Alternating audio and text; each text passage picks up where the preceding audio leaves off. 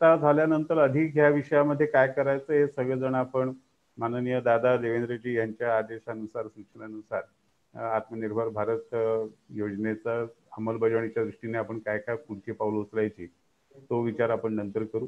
परंतु आपल्याला या पुढच्या आठवड्यामध्ये सर्व जिल्हानिहाय कार्यक्रम यशस्वी करायचे, त्या दृष्टीने आपण सगळ्यांनी आजचा कार्यक्रम अत्यंत काळजीपूर्वक ऐकावा. याच्यामधून जे मुद्दे आपल्याला मिळतील ते आपल्याला पुढे घेऊन जायचे हे लक्षात ठेवावं. आणि मी माननीय दादांना विनंती करतो की त्यांनी आपलं मनोगत व्यक्त करावं. माननीय दादा. आत्मनिर्भर भारत अभियान जे 25 सप्टेंबर ते 2 ऑक्टोबर आपल्याला करायचं आहे, त्याची स्पष्टता कार्यकर्त्यांना यावी, प्रमुख नेत्यांना यावी म्हणून आयोजित केलेल्या या वेबिनारला उपस्थित आपल्या राज्याचे विधानसभा विरोधी पक्षनेते आणि माजी मुख्यमंत्री माननीय देवेंद्रजी, या सगळ्या अभियानाचे प्रमुख आणि राज्याचे उपाध्यक्ष माधवराव भंडारीजी, भारतीय जनता युवा मोर्चाचे अध्यक्ष विक्रांत पाटील आणि सर्व या वेबिनारला उपस्थित कार्यकर्ता बंधू भगिनी. सुरुवातीला आपण बिहारची निवडणूक काल घोषित झाली. देवेंद्रजी प्रभारी आहेत त्यामुळे त्यांना शुभेच्छा देऊया. बिहारच्या यशामुळे देशामध्ये एक उत्साहाचं वातावरण निर्माण होईल. आत्मनिर्भर भारत याच्याबरोबर आत्मनिर्भर पक्षही करायचा आहे. काल एका दिवशी किती कार्यक्रम झाले हे आपण ऐकलं तर आपण पक्ष आत्मनिर्भर पक्षाच्या दिशेने चाललो हे आपल्या लक्षात येईल. काल एका दिवशी 43,789 बूथवर काही ना काही कार्यक्रम झाले. मग दीनदयाळ उपाध्यायांचा फोटो लावणं, हार घालणं, छोटंसं भाषण, कार्यकर्त्याच्या घरावर झेंडा, असं 43,789 बूथवर झालं. आणि त्यात सहभागी झालेले कार्यकर्ते एका दिवसात 6,83,505 आहे. यातून आपल्याला लक्षात येईल की 97,000 बूथच्या जवळजवळ निम्मे बूथवर एकाच दिवशी, हा आठवडाभराचा कार्यक्रम दिला असता तर बहुतेक 90,000 बूथ झाले असते. तर हा झाला एक आत्मनिर्भर भारतच्या निमित्ताने आत्मनिर्भर पक्षाची आपल्या सगळ्यांना उभारी यावी म्हणून मी मांडलेली आकडेवारी आहे. पण मूळ जो आपला विषय आहे की 17 सप्टेंबरला माननीय मोदीजींच्या वाढदिवसानिमित्ताने 3 टप्पे आपण ठरवले. पहिला टप्पा 14 ते 20 सेवा सप्ताह, त्याची संख्या यायची आहे परंतु प्रचंड कार्यक्रम झाले. 2 मोदीजींच्या व्यक्तिमत्वाचे पैलू मांडणारी भाषणं झाली किंवा ज्याला आपण व्हर्च्युअल रॅलीज झाल्या, त्याची पण संख्या खूप मोठी आहे. विदर्भाच्या व्हर्च्युअल रॅलीला जवळजवळ 9 लाखापेक्षा जास्त लोकांनी ती रॅली किंवा व्हर्च्युअल रॅलीच्या माध्यमातून ती भाषणं ऐकली आणि उर्वरित महाराष्ट्रामध्ये तर जवळजवळ 36 लाख लोकांनी ती भाषणं ऐकली. दुसरा टप्पा कालचा आपला होता 25 सप्टेंबर पंडित दीनदयाळ उपाध्याय जयंती. बूथवर कार्यक्रम झाला पाहिजे, प्रत्येकाने आपल्या बूथवर गेलं पाहिजे आणि त्यातून मी आता संख्या आपल्याला सांगितली. तर तिसरा टप्पा आहे तो 25 सप्टेंबर पंडित दीनदयाळ उपाध्याय जयंती, ज्यांनी अंत्योदयाची कल्पना मांडली, ज्यांनी शेवटच्या माणसाच्या विकासाचा विषय मांडला.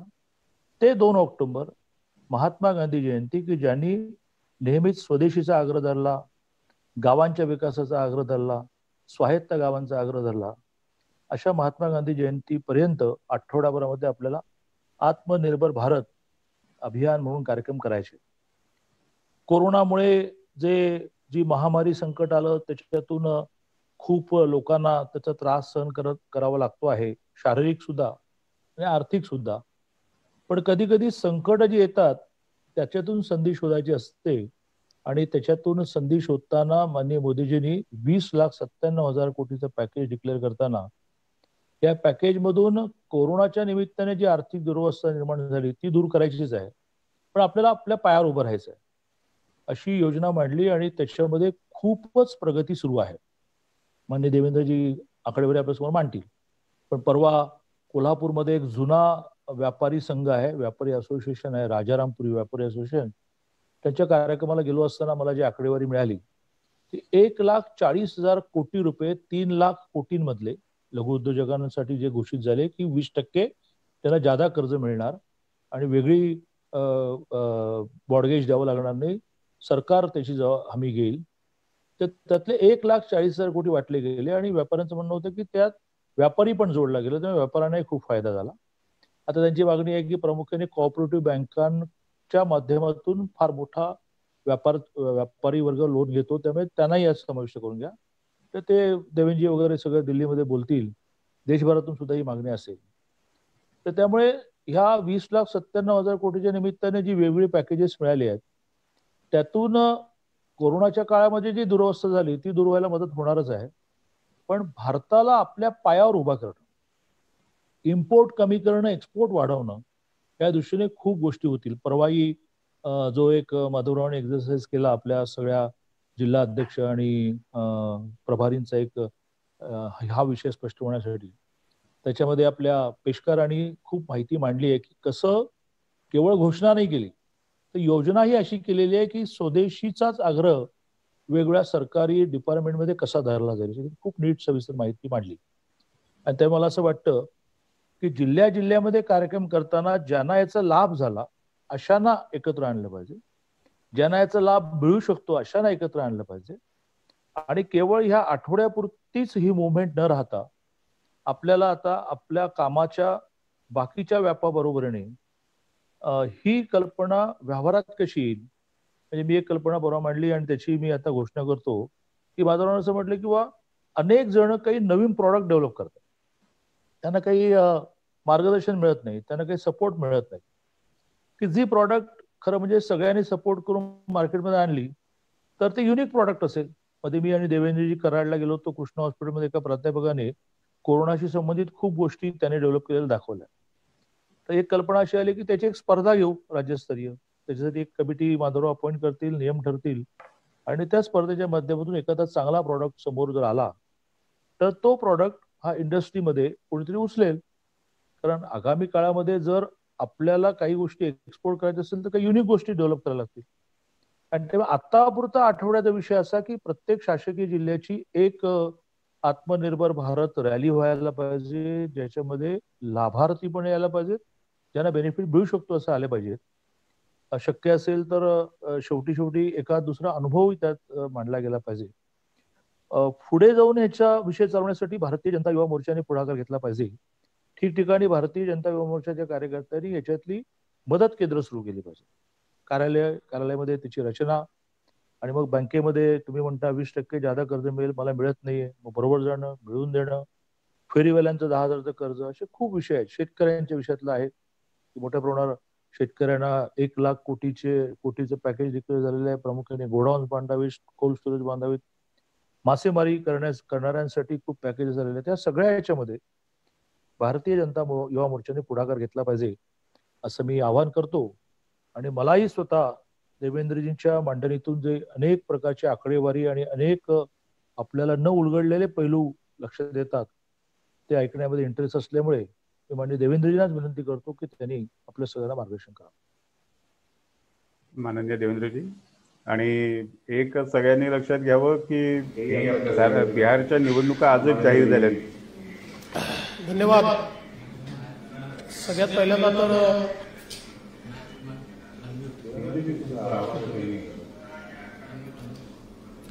नमस्कार. आवाज येतोय? हो. सर्वात पहिल्यांदा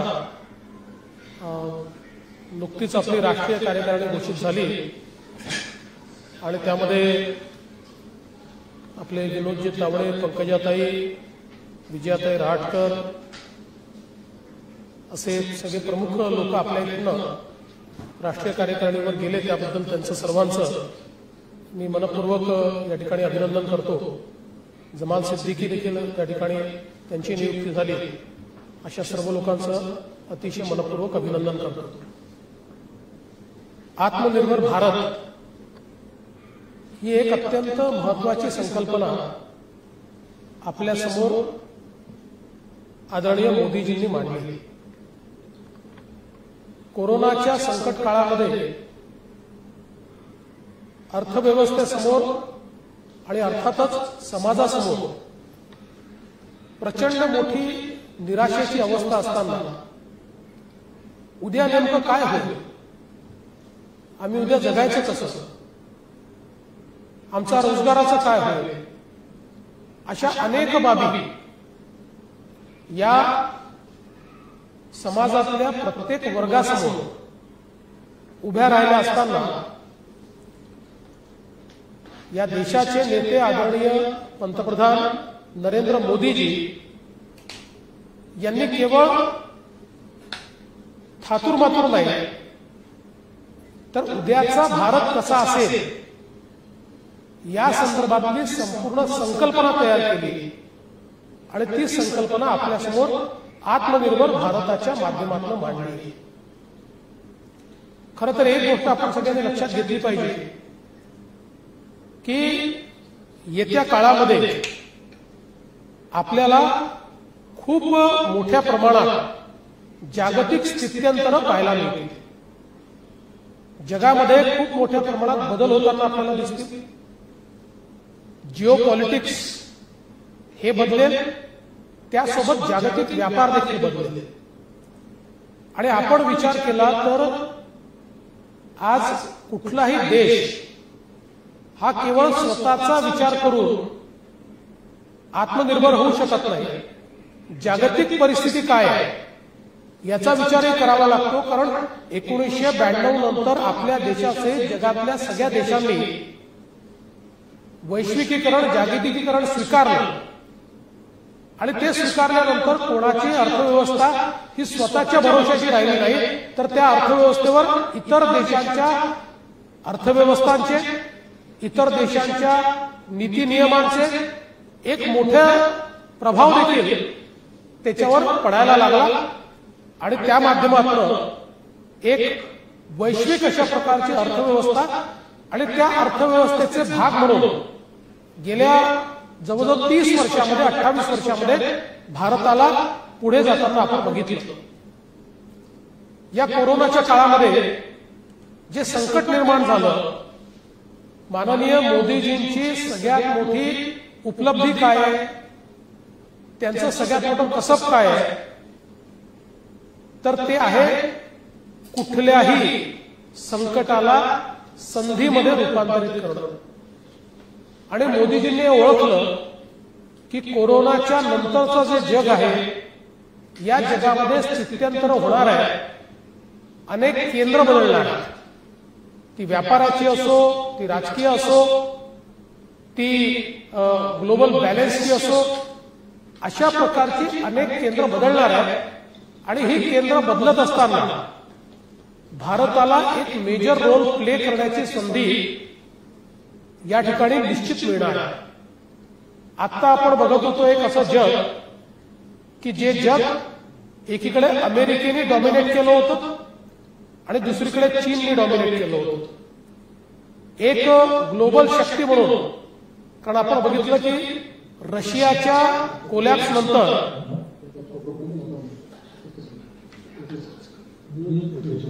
दादा तुमचा म्यूट नाहीये, दादा तुमचा म्यूट नाहीये.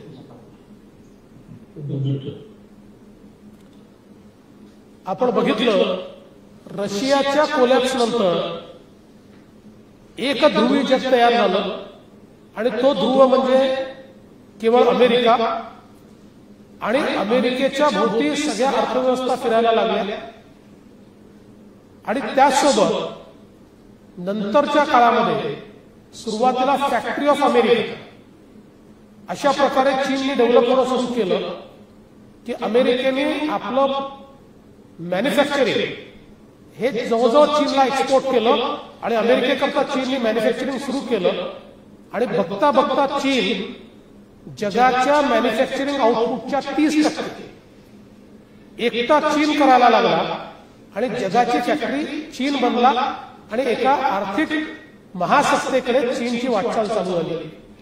त्यामुळे एकीकडे मिलिटरीचा विचार केला, सामरिक विचार केला आणि आर्थिक विचार केला तर एक ध्रुव झाला अमेरिका आणि दुसरीकडे व्यापाराचा विचार केला तर त्यातला दुसरा ध्रुव झाला चीन.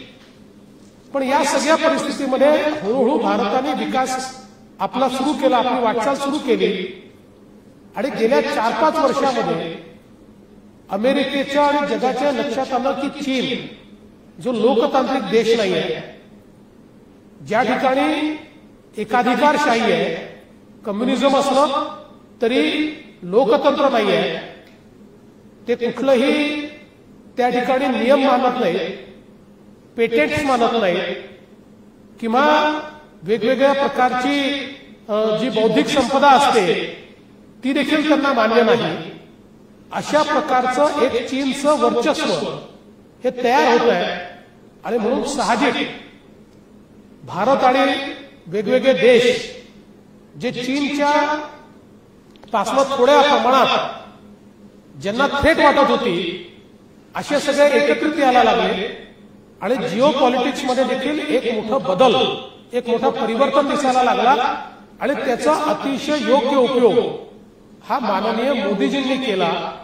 एकाच वेळी अमेरिका, रशिया आणि चीनच्या आजूबाजूचे सर्व देश म्हणजे कोरिया असेल, मंगोलिया असेल, जवळजवळ जे चीनच्या बाजूचे 18 देश आहेत ते 18 देशांपैकी एक पाकिस्तान सोडला तर सर्व देशांशी भारताने प्रचंड चांगले संबंध हे त्या ठिकाणी तयार केले, एक रिलेशनशिप तयार केली.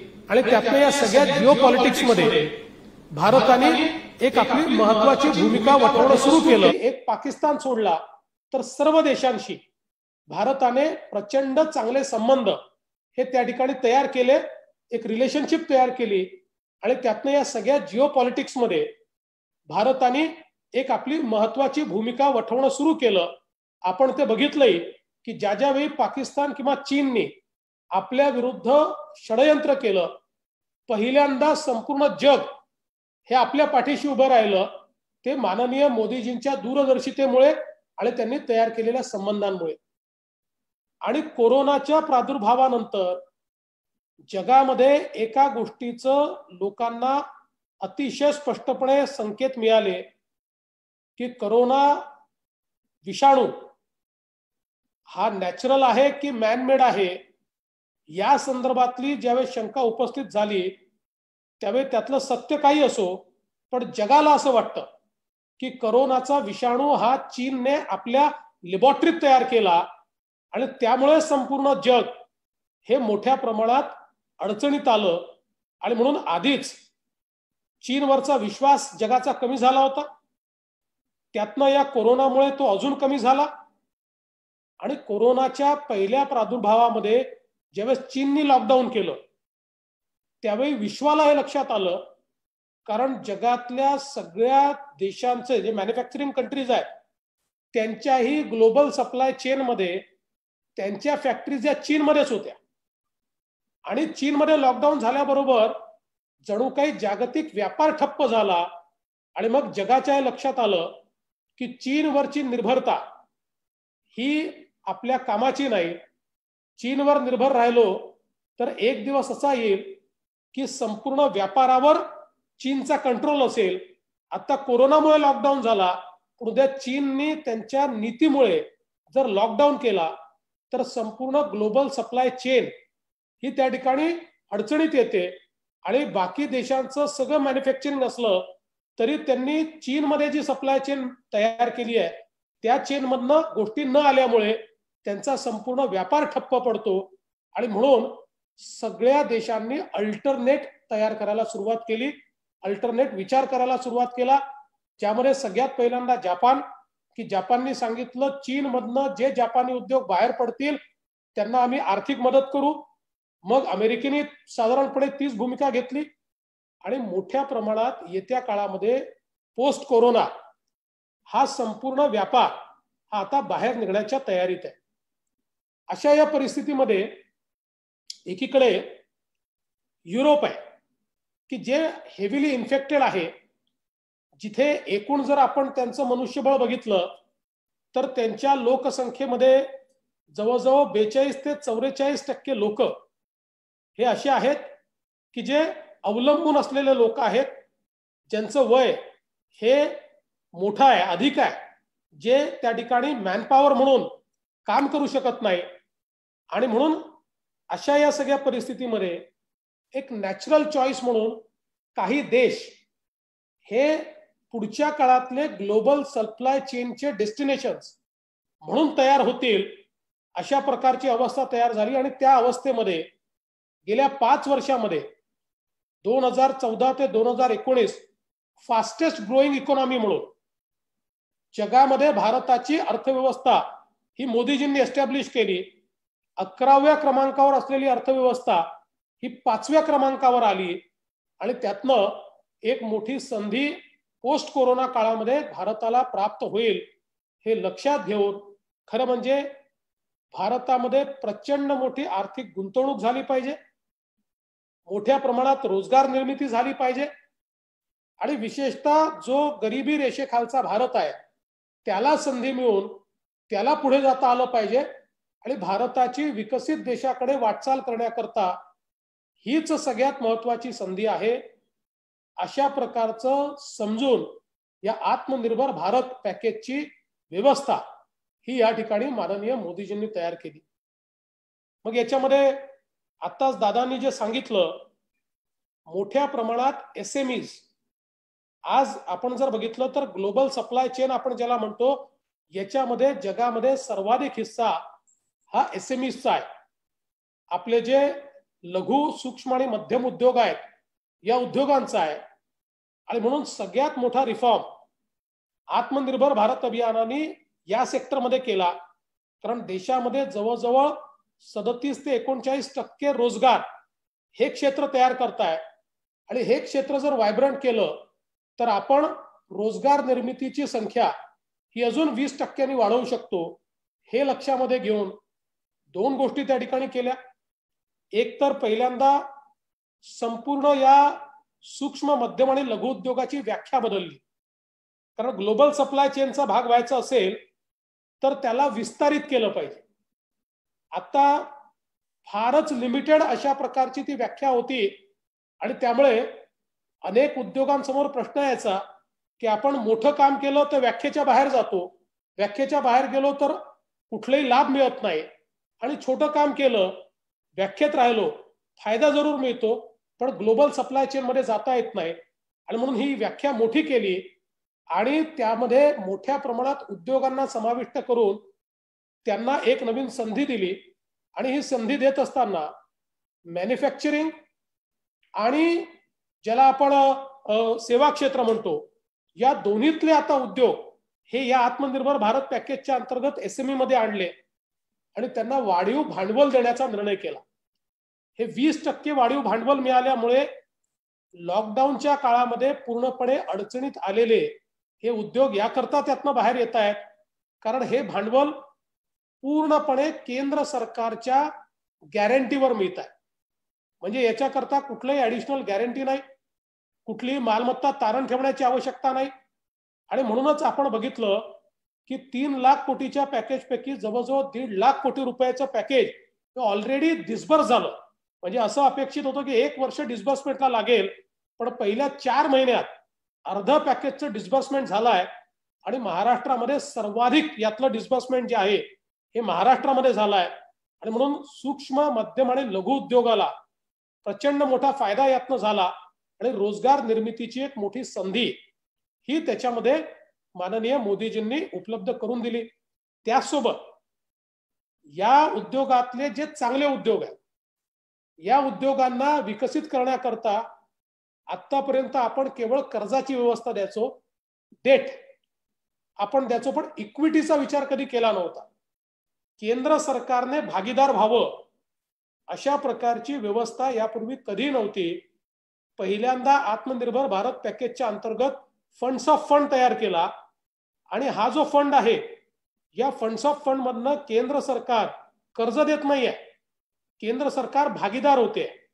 म्हणजे केंद्र सरकार त्या उद्योगामध्ये पैसे इन्व्हेस्ट करते, ते बिनव्याजी पैसे आहे, त्याचं व्याज द्यायचं नाहीये. उद्योगाला जो फायदा होईल त्या फायद्यातनं जेवढे पैसे, समजा केंद्र सरकारचे 10% पैसे लागले आहेत तर उद्योगाच्या प्रॉफिट मधनं 10% प्रॉफिट केंद्र सरकारला मिळेल आणि लॉस झाला तर तो लॉसही केंद्र सरकारला 10% सहन करावा लागेल. अशा प्रकारची पहिल्यांदा भागीदारी उद्योगामध्ये ही केंद्र सरकारने स्वीकारली आणि त्यातनं ग्लोबल सप्लाय चेनचा भाग होऊ शकतील अशा प्रकारच्या उद्योगांमध्ये गुंतवणूक करण्याचा निर्णय हा केंद्र सरकारने घेतला. ही एक अतिशय पाथ ब्रेकिंग अशा प्रकारची व्यवस्था या ठिकाणी तयार झाली. ही व्यवस्था होत असताना आपल्याला जर मोठ्या प्रमाणात जर आपल्याला इन्व्हेस्टमेंट अट्रॅक्ट करायची असेल तर त्याच्यामध्ये कामगार कायद्यांमध्ये सुधारणा करणं अत्यंत आवश्यक होतं. आपल्या देशामध्ये एकूण 29 वेगवेगळे कामगार कायदे होते. या 29 कामगार कायद्यांमधल्या तरतुदी परस्पर विरोधी होत्या आणि मी नेहमी म्हणायचो की आपण खोटं सांगतो की हे कायदे कामगारांच्या हिताकरता आहेत. हे कायदे असे आहेत यात न कामगाराचं हित होतं न त्या ठिकाणी उद्योगाचं हित होतं. केवळ वेळकाढूपणा चालतो आणि शेवटी उद्योग बंद पडतो आणि कामगार बेरोजगार होतो. त्यामुळे कामगाराला संरक्षण देणारा आणि मोठ्या प्रमाणात रोजगार वाढवणारा. मला आठवतं एकदा अटलजींना विचारलं होतं की अटलजी हमारी कामगारों के संदर्भ में हमारी नीति कैसी होनी चाहिए. तर अटल जी म्हणाले होते कि कामगारों के संदर्भ में ऐसी नीति होनी चाहिए कि जिससे रोजगार बढ़े, जिससे रोजगार कम हो ऐसी नीति नहीं होनी चाहिए. कामगारों को पूरा संरक्षण मिले लेकिन रोजगार निर्मिती जिसमें से हो. आणि आता हे 29 कायदे एकत्रित करून मोदीजींनी 4 कायद्यांमध्ये त्याचं रूपांतर केलं. आता जे कायदे पास झाले आणि या कायद्यातनं एक अत्यंत मोठी व्यवस्था आपण उभी केली.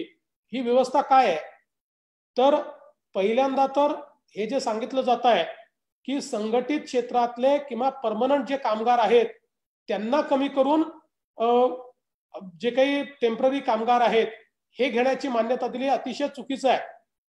या उलट जी काही टेम्पररी कामगारांची व्यवस्था होती त्या टेम्पररी कामगारांना परमनंट कामगारांसारखं संरक्षण कसं मिळेल याची व्यवस्था आता या कायद्याने केली. आणि म्हणून या कायद्यामध्ये जे काही कॉन्ट्रॅक्ट लेबर आहेत या कॉन्ट्रॅक्ट लेबरला आता नियमित पगार मिळेल, त्याला नियमित सुट्टी मिळेल, त्याला ग्रॅच्युटी मिळेल, त्याला पेन्शन मिळेल. आणि एवढंच नाही तर प्रत्येक आतापर्यंत केवळ परमनंट कामगाराचं EPFOचं अकाउंट असायचं. आता तो परमनंट असो की कॉन्ट्रॅक्च्युअल असो प्रत्येकाचं EPFOचं अकाउंट उघडलं जाईल. EPFOचं अकाउंट झाल्यामुळे तो संघटित क्षेत्रात येईल.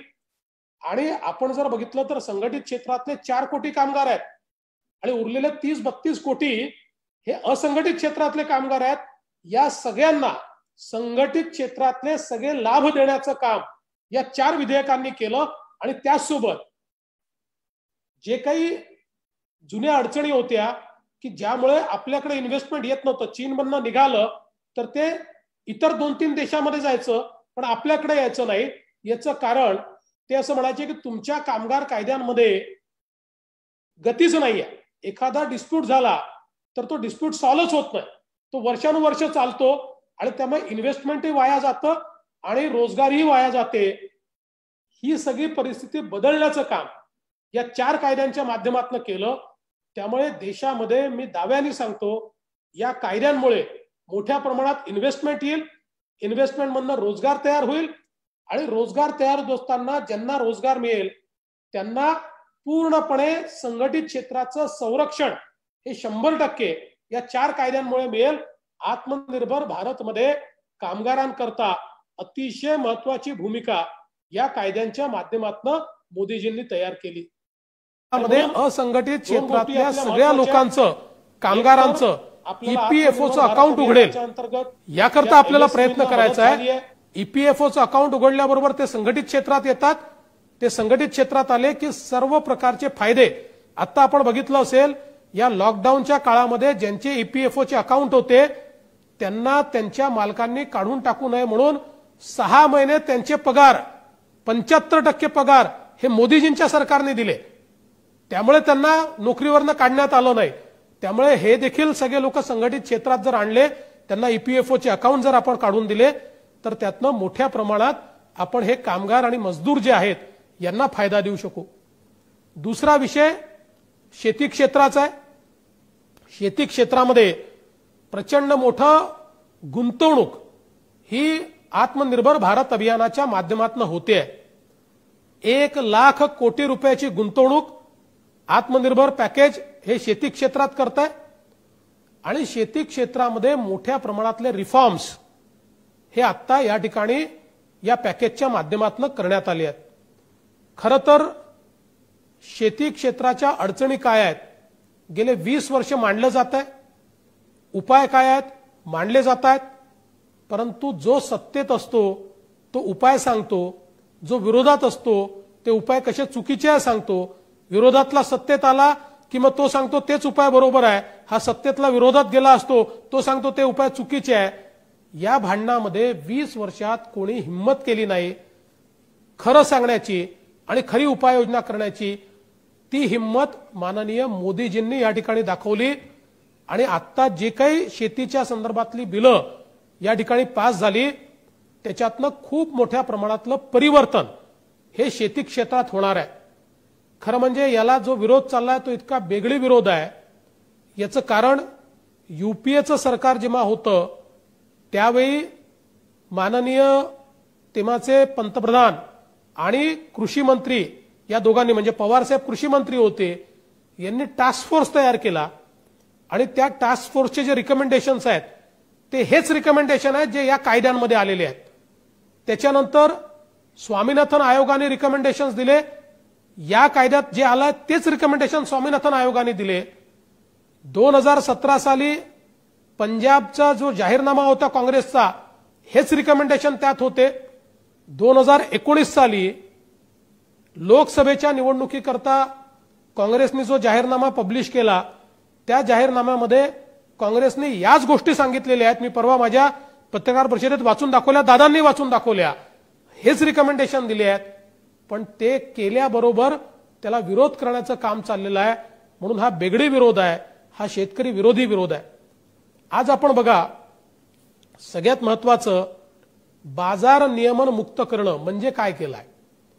खरं तर महाराष्ट्र पहिलं राज्य होतं की ज्या राज्याने खासगी बाजार समित्यांना मान्यता दिली. काँग्रेस राष्ट्रवादीच्या काळात बाजार समित्यांना ती मान्यता मिळाली. आज खासगी बाजार समित्या सुरू झाल्यानंतर एक तरी बाजार समिती बंद झाली का? त्यामुळे हे खोटं सांगितलं जातं की बाजार समित्या बंद करण्याकरता कायदा आलाय. बिलकुल नाही. आपण फळभाज्या अन्नधान्य हे नियमन मुक्त केलं त्याच्यातनं बाजार समिती बंद झाली का? नाही. पण शेतकऱ्याला ऍडिशनल मार्केट मिळालं. आज मुंबईमध्ये आपण शेतकरी बाजार लावतो, त्या शेतकरी बाजाराच्या माध्यमातून एकटे प्रसाद लाड जे बाजार लावतात त्यातनं मागच्या एका वर्षात शेतकऱ्यांना 88 कोटी रुपयाचा नफा हा त्या ठिकाणी झालेला आहे. आणि म्हणून अतिशय चांगल्या प्रकारे ते आपण चालवतोय.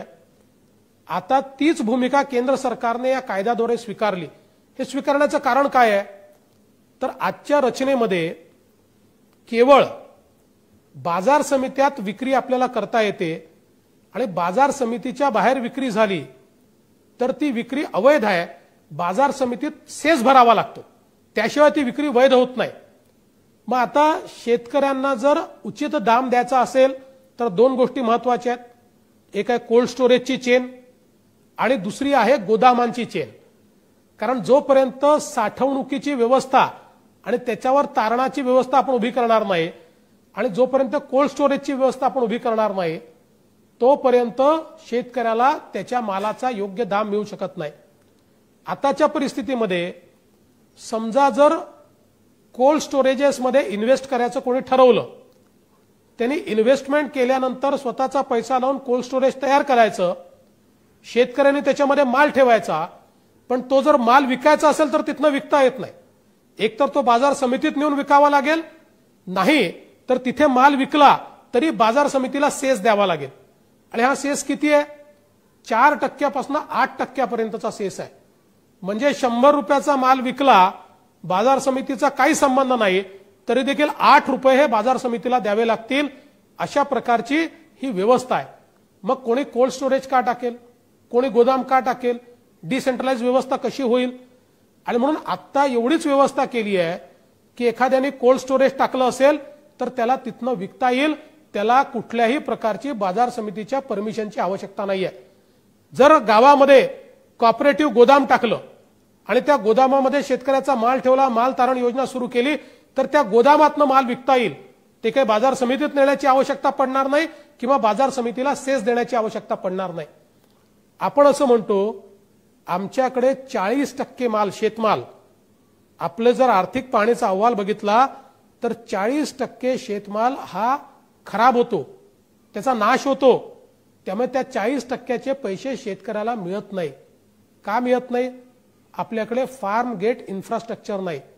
फार्म गेट इन्फ्रास्ट्रक्चर म्हणजे ज्याला आपण सप्लाय चेन म्हणतो, ज्याच्यामध्ये गोडाऊन्स आले, कोल्ड स्टोरेजेस आले, पोस्ट हार्वेस्ट टेक्नॉलॉजीज आल्या. याच्यामध्ये इन्व्हेस्टमेंट जर करायची असेल तर ती इन्व्हेस्टमेंट नियमनमुक्त ठेवली तरच होऊ शकते. आणि म्हणून तोच या ठिकाणी आपण आता विषय केलेला आहे.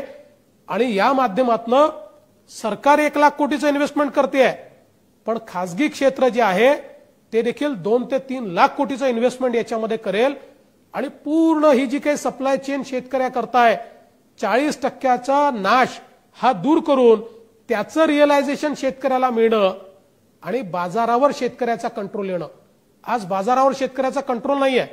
म्हणजे आपण काही अडतियांच्या विरोधात नाही आहोत, पण शेवटी बाजार समितीत गेल्यानंतर भाव कोण ठरवतं? शेतकरी थोडी ठरवतो, तो अडतिया ठरवतो. आता या नवीन व्यवस्थेमध्ये भाव ठरवण्याचे अधिकार हे शेतकऱ्याला मिळालेले आहेत. दुसरी सगळ्यात महत्वाची गोष्ट यात काय झाली आहे? यात दुसरी महत्वाची गोष्ट अशी झाली आहे की देशाचं सिंगल मार्केट झालंय. आता आमच्या शेतकऱ्यांनी समजा पंजाबच्या मंडीमध्ये कांदा विकायचं ठरवलं तर त्या पंजाबच्या मंडीमध्ये तो विकावा लागायचा आणि पंजाबच्या मंडीचा 8% सेस आमच्या शेतकऱ्याला द्यावा लागायचा. आता तो देण्याची गरज नाहीये. तो पंजाबच्या ओपन मार्केटमध्ये जाऊन विकू शकतो, तो हरियाणाच्या कुठल्या बाजारात जाऊन विकू शकतो. कोणाची परमिशन घेण्याची त्याला आवश्यकता नाहीये. त्याला जो रेट वाटेल त्या रेटमध्ये तो विकू शकतो. कारण शेवटी आपल्याला माहिती आहे बाजार समितीमध्ये बाहेरचा माल आल्यानंतर देखील तिथले अडतिया मिळून जो रेट तय करणार त्या रेटवर सगळ्यांना माल विकावा लागेल. बोलली जाते, पण आपल्याला माहिती आहे की ती बोली एक लिमिटेड अशा प्रकारची बोली बोलली जाते. आता ती अवस्था नाही आहे. आता त्याला जो रेट वाटेल त्या रेटमध्ये पाहिजे त्या राज्यामध्ये किंवा ज्या राज्यामध्ये त्याला जास्तीत जास्त रेट आहे कोणाचीही परवानगी न घेता त्या राज्यामध्ये तो माल ते विकू शकतील. आणि म्हणून हा जो कायदा आहे हा क्रांतिकारी आणि शेतकरी हिताचा कायदा आहे. यातनं दुसरी गोष्ट काय होणार आहे? बाजार समित्या बंद नाही होणार. बाजार समित्यांना आपला व्यवहार सुधारावा लागेल. बाजार समित्याचं इन्फ्रास्ट्रक्चर आहे, त्यांना कोल्ड स्टोरेजेस तयार करावे लागतील, त्यांना एफिशियन्सी वाढवावी लागेल. ती एफिशियन्सी वाढवून आज बाजार समित्या कुठलंही काम न करता जे पैसे घेतात असे पैसे त्यांना घेता येणार नाही. सेवा देऊन पैसा घ्यावा लागेल. तेव्हा बाजार समित्या देखील सुधारतील आणि शेतकऱ्याला त्याचा थेट फायदा होईल.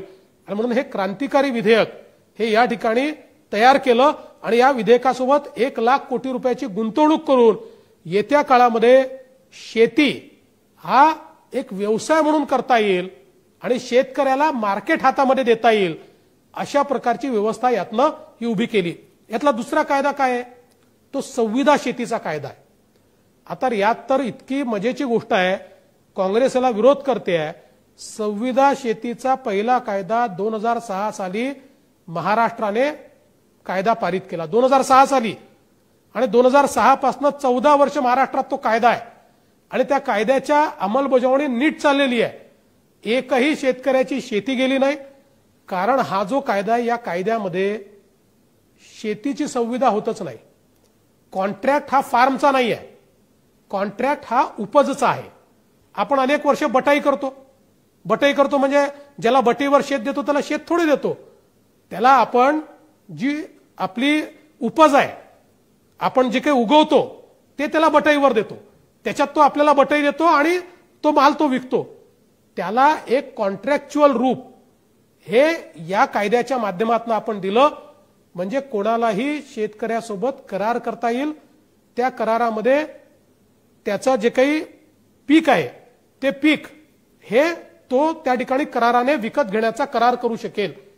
आता महाराष्ट्रामध्ये 2006 साली हा कायदा झाल्यानंतर त्याची अतिशय उत्तम उदाहरणं नाशिकमध्ये आहेत. नाशिकमध्ये पेप्सी कंपनीने त्यांच्या सॉस करता आणि त्यांच्या चिप्स करता टोमॅटोची व्हॅल्यू चेन तयार केली आणि बटाट्याची व्हॅल्यू चेन तयार केली आहे. यामध्ये शेतकऱ्याला म्हणजे शेतकऱ्याशी करार कसा आहे? शेतकऱ्याला बीज ते देतात, शेतकऱ्याला खत ते देतात आणि त्याचा सगळा माल जे ठरलेली किंमत आहे त्या किमतीवर ते विकत घेतात. त्यामुळे शेतकऱ्याला मार्केट शोधायची आवश्यकता नाहीये. प्राइस व्होलॅटिलिटीच्या प्रॉब्लेम नाही आहेत आणि सगळ्यात महत्वाचं शेतकरी गुंतवणूक करू शकतो. आपल्याकडे 1 एकराचा शेतकरी आहे, 1 हेक्टरचा शेतकरी आहे, 1.5 एकराचा शेतकरी आहे, हा गुंतवणूक करू शकत नाही. कारण शेतीमध्ये जर गुंतवणूक केली नाही तर उत्पादकता वाढत नाही, उत्पादकता वाढवली नाही तर फायदा होत नाही. छोटा शेतकरी ही गुंतवणूक. पण ज्यावेळेस या कंपन्या संविदा करतात त्यावेळेस सगळं तंत्रज्ञान त्या कंपन्या आणतात. मागच्या काळामध्ये वर्ल्ड इकॉनॉमिक फोरम सोबत मी महाराष्ट्रामध्ये याच कायद्याचा उपयोग करून मोठ्या प्रमाणात व्हॅल्यू चेन्स तयार केल्या. त्या व्हॅल्यू चेन्समधनं शेतकऱ्याला मोठा फायदा झालाय. आता याच्यात तर केंद्र सरकारने डी रिस्किंग केलाय, म्हणजे रिस्क कमी केली आहे.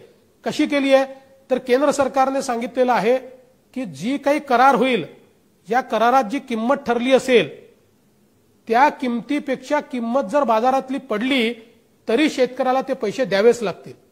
किती दिवसात भुगतान करावं लागेल? 3 दिवसात भुगतान करावं लागेल. आणि जर किंमत एका विविक्षित प्रॉफिटपेक्षा वाढली, म्हणजे समजा 10% असेल, 15% असेल संविदेत, त्यापेक्षा वाढली तर अधिकचा जो काही प्रॉफिट होईल त्याचं शेअरिंग शेतकऱ्याशी करावं लागेल. त्यामुळे शेतकऱ्यांकरता एक अतिशय महत्वाचा हा बदल आहे की ज्याच्या माध्यमातून आज जे प्रायव्हेट सेक्टर आहे हे प्रायव्हेट सेक्टर गुंतवणूक करेल, शेतकऱ्यांशी करार करेल आणि या करारामध्ये कधी शेतकऱ्याची शेती ते घेऊ शकणार नाही, कधीच नाही. त्याच्यात एक्सप्रेस तरतूद आहे की या करारात शेतीचा करार नाही, हा पिकाचा करार आहे. त्यामुळे शेतकऱ्याला मोठ्या प्रमाणात याचा फायदा हा येत्या काळात होणार आहे. मग खोटं काय सांगायचं की याच्यामुळे सरकार हे मिनिमम सपोर्ट प्राइस बंद करणार आहे? बिलकुल नाही. उलट परवा मिनिमम सपोर्ट प्राइस वाढवली आणि मिनिमम सपोर्ट प्राइस जी आहे ती सगळ्या पिकांना नाही आहे. टमाटरला मिनिमम सपोर्ट प्राइस आहे का? भाज्यांना मिनिमम सपोर्ट प्राइस आहे का? काही विविक्षित गोष्टींना मिनिमम सपोर्ट प्राइस आहे, बाकीच्यांना नाही आहे. पण या कायद्यामुळे ज्यांना मिनिमम सपोर्ट प्राइस नाही तेही कराराच्या द्वारे मिनिमम सपोर्ट प्राइस एन्श्युअर करू शकतात आणि म्हणून याचा फायदा आहे. दुसरं असं आहे की मिनिमम सपोर्ट प्राइसच्या संदर्भात पंतप्रधानांनी क्लिअर केलं की हमी भाव हा राहणारच आहे, तो कालही होता, आजही आणि उद्याही राहणार आहे. त्यामुळे केवळ खोटं सांगायचं. पण या 2 विधेयकांमुळे आणि या 1 लाख कोटी रुपयाच्या गुंतवणुकीमुळे इतक्या मोठ्या प्रमाणात येत्या काळामध्ये शेती क्षेत्राचं औद्योगिक क्षेत्रामध्ये परिवर्तन होणार आहे. शेती आधारित उद्योगांना त्या ठिकाणी फायदा होणार आहे आणि त्यातनं खऱ्या अर्थानं शेतकऱ्याची जी काही उत्पन्न आहे ते दुप्पट होण्याकरता मदत होणार आहे. खरं म्हणजे या व्यतिरिक्त अनेक गोष्टी आहेत. मत्स्य शेतकऱ्यांकरता वेगळ्या प्रकारची योजना या ठिकाणी 20,000 कोटीची योजना आणली आहे की ज्याच्यामध्ये मत्स्य संपदा ही जी आहे, मासेमारी करणारे जे शेतकरी आहेत यांच्याकरता complete end to end infrastructure तयार करणं असेल आणि पहिल्यांदा त्याला शेतीचा दर्जा देणं असेल, या दोन्ही गोष्टी त्या ठिकाणी केलेल्या आहेत की ज्यातनं त्यांना देखील मोठ्या प्रमाणात मदत होणार आहे. त्याच्या व्यतिरिक्त वेगवेगळे प्रकारचे जे भाज्यांचे शेतकरी आहेत त्यांच्याकरता टोटलची योजना आणलेली आहे. अगदी आपण बघितलं असेल की बिहार सारख्या राज्यात मखाणा तयार करणारे शेतकरी आहे त्यांच्याकरता योजना आहे. जे कापड उद्योगात आहेत त्यांच्याकरता वेगळी योजना आहे. मी सगळ्या योजनांच्या डिटेलमध्ये जाणार नाही. त्याचं पुस्तक आपण तयार केलेलं आहे जे आपल्यापैकी अनेकांनी वाचलेलं आहे आणि अजून माहिती आपल्यापर्यंत पोहोचणार आहे. मी केवळ ठळक बाबींवर या ठिकाणी बोलतोय कारण आत्मनिर्भर भारतच्या माध्यमातून जे परिवर्तन या ठिकाणी होणार आहे ते परिवर्तन काय आहे हे आपण समजून घेतलं पाहिजे. अगदी आमचा छोटा व्यापारी आहे किंवा छोटा व्यापारी सोडून द्या, रस्त्यावर जो माल विकणारा आहे, अगदी आमचा पानटपरीवाला आहे, फुटपाथ दुकानदार आहे, याच्याकरता देखील केंद्र सरकारने योजना आणली आणि त्यालाही 50,000 रुपयापर्यंत त्या ठिकाणी भांडवल मिळण्याची व्यवस्था केली. आणि यापूर्वी अशा योजना यायच्या पण त्या कधी कार्यान्वित व्हायच्या नाही. आज त्या कार्यान्वित झाल्या आणि लाखो फुटपाथ दुकानदारांना त्याचा फायदा मिळाला. आपल्या आत्मनिर्भर भारत योजनेमध्ये आता हा जो सप्ताह आहे त्यात असे कोण छोटे दुकानदार आहेत किंवा फुटपाथवरचे हात ठेलेवाले आहेत की ज्यांना याचा फायदा मिळाला, त्याची यादी आपल्याला जमवायची आहे, त्या लोकांना भेटायचं आहे आणि त्याच्यासोबत मिळाला नसेल तर तो फायदा आपल्याला त्यांना मिळवून द्यायचा आहे, जेणेकरून तो गरीबातला गरीब जो माणूस आहे या गरीबातल्या गरीब माणसाला याचा मोठा फायदा जो आहे तो या ठिकाणी होणार आहे. खरं म्हणजे अनेक गोष्टी या ठिकाणी आहेत की ज्या सगळ्या गोष्टी जर मी आत्मनिर्भर भारत मधल्या सांगू लागलो तर खूप मोठ्या प्रमाणात आपल्याला त्या ठिकाणी त्याचा प्रॉब्लेम होईल. अगदी आपण जर बघितलं तर वेगवेगळ्या प्रकारचे शिक्षण क्षेत्रातले जे बदल आहेत, म्हणजे आज न्यू एज्युकेशन पॉलिसी आत्मनिर्भर भारतचाच एक भाग आहे की ज्या नवीन एज्युकेशन पॉलिसीने 38 वर्षानंतर एक असं शैक्षणिक अशा प्रकारची पॉलिसी आणली की ज्याचा थेट संबंध हा रोजगाराशी आहे, ज्याचा थेट संबंध व्यक्तीच्या गुणवत्ता वाढीची आहे. आपल्या देशामध्ये डिग्री होल्डरची संख्या वाढते आहे, पण त्या डिग्री होल्डरला रोजगार मिळतोय का तर नाही मिळत, कारण डिग्रीचा आणि रोजगाराचा संबंध नाही आहे. पण ही एक अशी नवीन शैक्षणिक व्यवस्था उभी केली आहे की जी KG to PG प्रत्येक स्टेजला माणसाला संधी देते आहे आणि त्या संधीतनं त्याला रोजगारक्षम बनवते आहे, मानव संसाधन हे विकसित करते आहे आणि त्याला देशाच्या अर्थव्यवस्थेशी जोडण्याचं काम हे या माध्यमातून मोठ्या प्रमाणात या ठिकाणी होत आहे.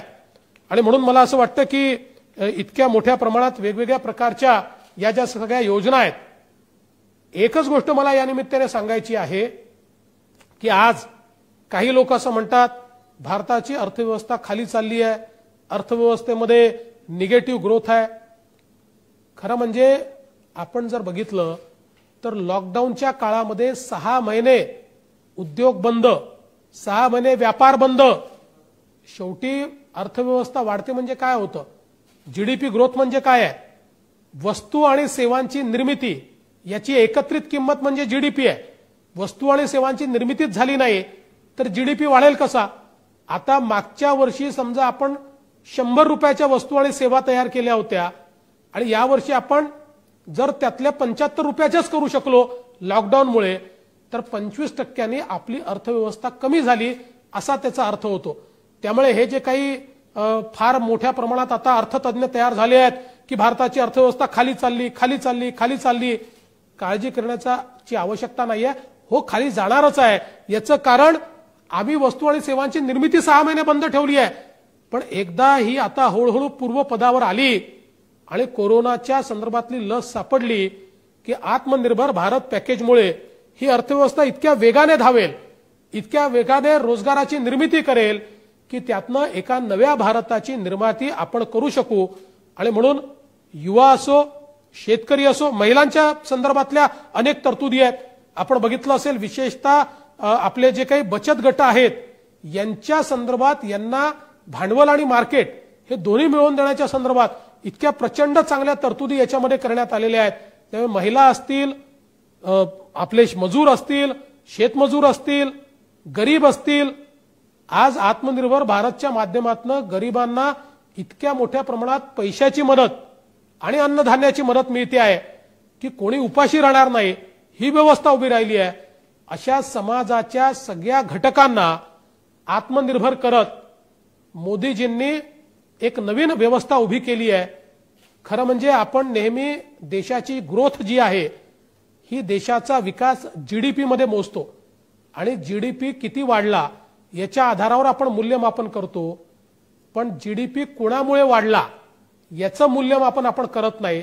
आणि म्हणून अनेक वेळा आपल्याला पाहायला मिळतं GDP वाढलाय पण गरीब अजून गरीब होतोय, श्रीमंत अजून श्रीमंत होतोय.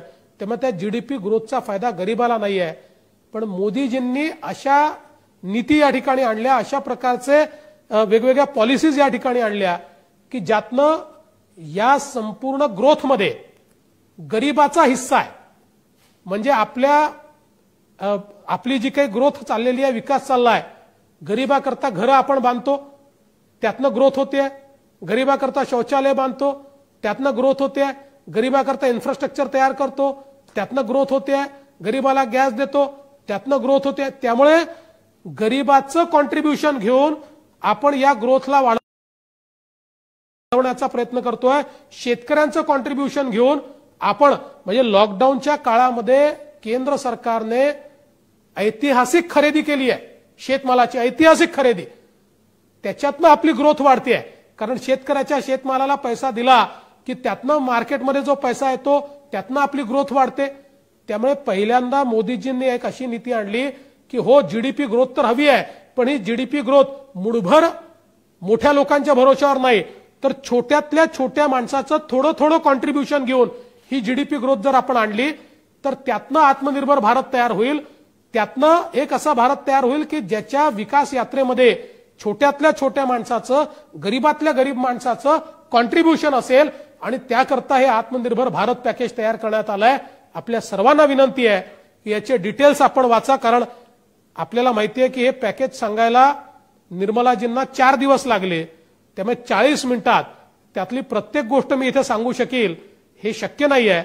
पण त्याचं पुस्तक आपल्याकडे आहे, ते एकदा जरूर वाचावं, आपण समजून घ्यावं, लोकांना समजवावं. आणि हे जे विरोधी पक्ष आहेत की जे विरोधी पक्ष विरोधाकरता विरोध करतायत, ज्यांना असं वाटतं आपण कामगारांना भडकवू, ज्यांना असं वाटतं आपण शेतकऱ्यांना भडकवू, त्यांना एक गोष्ट समजत नाही. मोदीजींवर इतका विश्वास लोकांचा आहे. लोकांना, विशेषतः देशातल्या गरिबांना, शेतकऱ्यांना, शेतमजुरांना वाटतं मोदीजी आपले आहेत. ते मोदीजी जो निर्णय घेतील तो आमच्या हिताचा घेतील. मोदीजी मुठभरांच्या हिताचा निर्णय घेऊच शकत नाही. ही लोकांच्या मनात ठाम संकल्पना असल्यामुळे चिंता करण्याचं कारण नाहीये. खरं बोला, रोज खरं बोला, दिवस रात्र खरं बोला. जे आहे ते प्रत्येकाला सांगा. मी विश्वासानं सांगतो, आत्मनिर्भर भारत, आत्मनिर्भर महाराष्ट्र हा आपण तयार करू शकू. आणि आपल्या सगळ्यांचं जे स्वप्न आहे, एक विकसित राज्य आणि एक विकसित राष्ट्र, त्याकडे येत्या काळामध्ये आपण मार्गक्रमण करू शकू. त्याकरता आत्मनिर्भर भारताचे सैनिक म्हणून येत्या काळात आपण सगळे लोक काम करू ही अपेक्षा व्यक्त करतो. आणि माझं लांबलेलं भाषण हे या ठिकाणी थांबवतो. धन्यवाद. जय हिंद, जय महाराष्ट्र.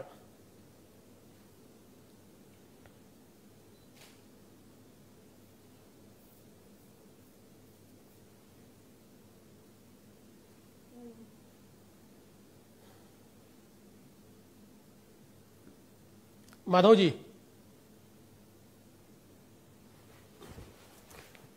कॉमेंट्रीत म्हणतात ना माधवजी, ओव्हर टू यू.